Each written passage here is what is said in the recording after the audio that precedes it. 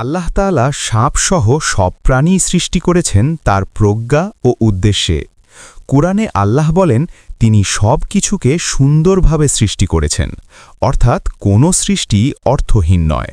সাপকে অনেক সময় মানুষ ভয়ঙ্কর মনে করে, কিন্তু প্রকৃতিতে সাপের গুরুত্বপূর্ণ ভূমিকা আছে। ক্ষতিকর ইঁদুর ও অতিরিক্ত প্রাণীর সংখ্যা নিয়ন্ত্রণ করে পরিবেশের ভারসাম্য রক্ষা করে।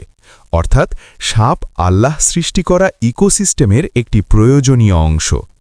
কোরআনে হযরত মূসা আলাইহিসসালামের লাঠি আল্লাহর আদেশে সাপে রূপান্তরিত হওয়ার ঘটনা এসেছে। এটা প্রমাণ করে সাপ নিজে খারাপ কিছু নয়, বরং আল্লাহ চাইলে যে কোনো সৃষ্টির মাধ্যমে তার শক্তির নিদর্শন দেখাতে পারেন। হাদিসে রাসূলুল্লাহ সাল্লাল্লাহু আলাইহি ওয়াসাল্লাম বলেছেন, ক্ষতিকর সাপ থেকে সাবধান থাকতে বলেছেন, কিন্তু অকারণে প্রাণী হত্যা করতে নিষেধ করেছেন।